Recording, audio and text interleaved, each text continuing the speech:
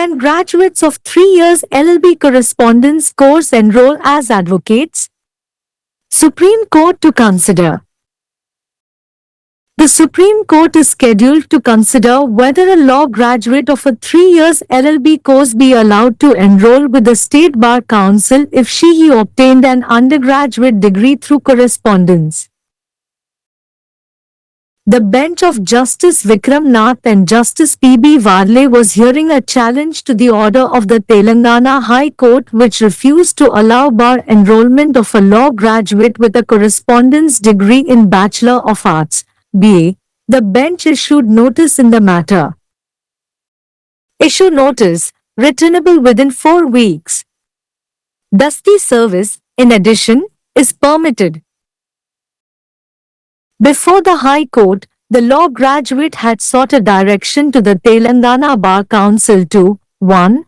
Enroll the petitioner as an advocate under the Advocates Act, 1961. 2. Refund the amount of Rs 28,000 charged to the petitioner for enrollment and enroll her at a reduced fee of Rs 750. 3. Allow the petitioner to appear for IB-19 exam scheduled to be held on 24 November 2024. The High Court dismissed the writ petition while accepting the submission of the State Bar Council, which informed the bench that since the petitioner obtained a graduation degree in BA in 2012 through correspondence, she will not be entitled to enrollment as per the decision of the High Court in M. Naveen Kumar vs. The State of Telangana. In the M. Naveen Kumar case, the High Court was dealing with a challenge to the non-approval of the admission to a 3 years LLB course as the petitioner did not undergo a regular undergraduate course. The High Court upheld the decision of cancellation of admission as the petitioner was not in compliance with the eligibility criteria set out by the Bar Council of India Rules on Legal Education of 2008 as amended in 2017, which requires an undergraduate degree through regular courses. Counsel for the petitioners, Mr. Gaurav Kumar, adverb, Mr. Agrim Tandon, adverb, Mr. Naman Shrestha, adverb, Mr. Vinod Sharma, AOR. Case details, STS Glades v. BCI and another vertical bar special leave to appeal, C. Numbers 30,217 by 2024. 3 ஆண்டு LLB கடித படிப்பை முடித்தவர்கள் வழக்கறிஞர்களாக பதிவு செய்யலாமா? உச்சநீதிமன்றம் பரிசீலிக்க வேண்டும். 3 ஆண்டு LLB படிப்பின் சட்ட பட்டதாரி, கடித போக்குவரத்து மூலம் இளங்கலை பட்டம் பெற்றிருந்தால், மாநில பார் கவுன்சிலில் சேர அனுமதிக்கப்படுமா என்பதை உச்சநீதிமன்றம் பரிசீலிக்க உள்ளது. நீதியரசர் விக்ரம் நாத் மற்றும் நீதிபதி P.P. வராலே ஆகியோர் அடங்கிய அமர்வு, இளங்கலை PhD பட்டய படிப்பில் பட்டம் பெற்ற சட்ட பட்டதாரியை சட்ட பட்டதாரிகளில் சேர அனுமதிக்க மறுத்த தெலுங்கானா உயர் நீதிமன்றத்தின் உத்தரவை எதிர்த்து தொடரப்பட்ட வழக்கை விசாரித்த பெஞ்ச், இந்த வழக்கில் நோட்டீஸ் அனுப்பியது. நோட்டீஸ் வழங்கவும் 4 வாரங்களுக்குள் திருப்பி அனுப்பப்படும். தஸ்தி சேவை கூடுதலாக அனுமதிக்கப்படுகிறது. உயர் நீதிமன்றத்தின் முன் சட்ட பட்டதாரி தெலுங்கானா பார் கவுன்சிலுக்கு 1. வழக்கறிஞர்கள் சட்டம் 1961 இன் கீழ் மனுதாரரை வழக்கறிஞராக பதிவு செய்யுமாறு கோரியிருந்தார். 2. பதிவு செய்ததற்காக மனுதாரரிடம் வசூலிக்கப்பட்ட ரூபாய் 28,000 திருப்பிச் செலுத்தி ரூபாய் குறைக்கப்பட்ட கட்டணத்தில் அவரை பதிவு செய்யுங்கள்.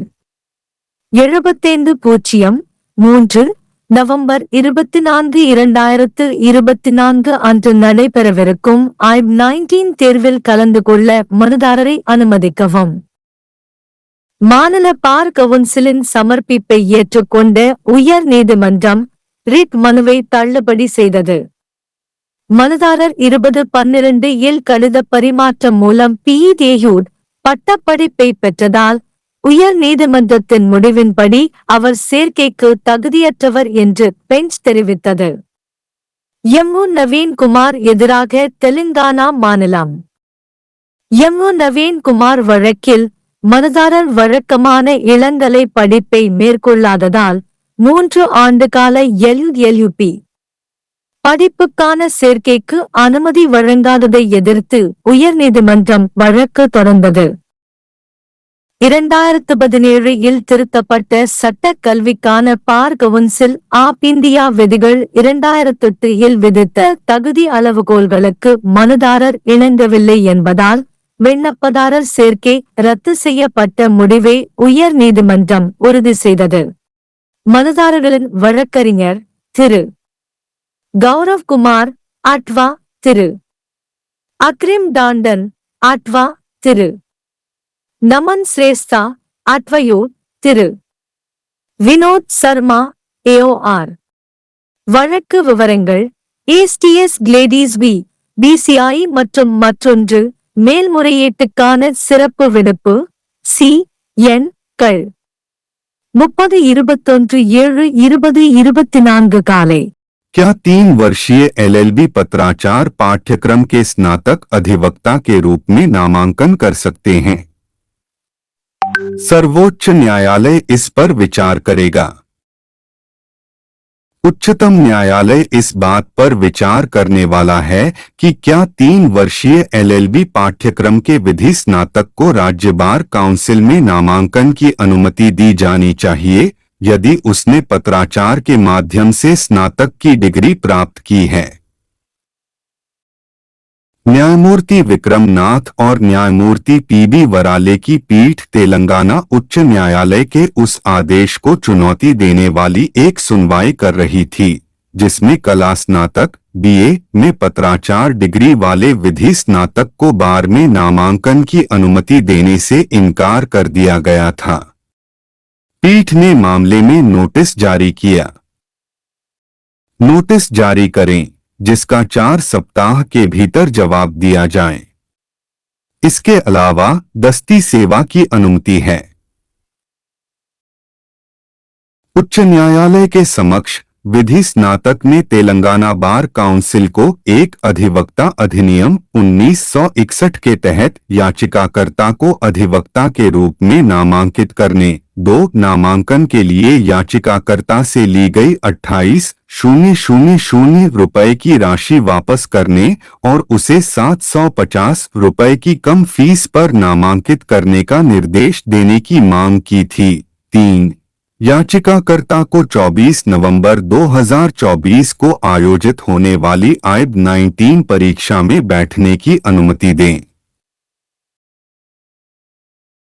हाई कोर्ट ने स्टेट बार काउंसिल की दलील को स्वीकार करते हुए रिट याचिका को खारिज कर दिया जिसने पीठ को सूचित किया कि चूंकि याचिकाकर्ता ने 2012 में पत्राचार के माध्यम से BA में स्नातक की डिग्री प्राप्त की थी इसलिए वह एम. नवीन कुमार बनाम तेलंगाना राज्य में हाई कोर्ट के फैसले के अनुसार नामांकन की हकदार नहीं होगी।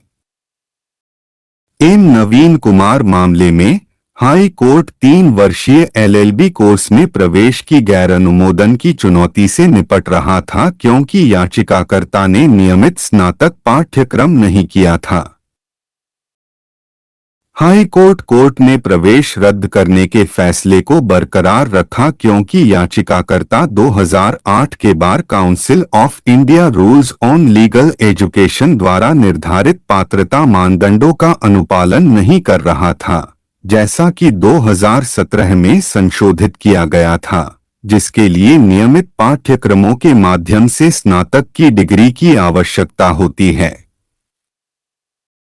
याचिकाकर्ताओं के वकील श्री गौरव कुमार एडवोकेट, श्री अग्रिम टंडन एडवोकेट, श्री नमन श्रेष्ठ एडवोकेट, श्री विनोद शर्मा AOR।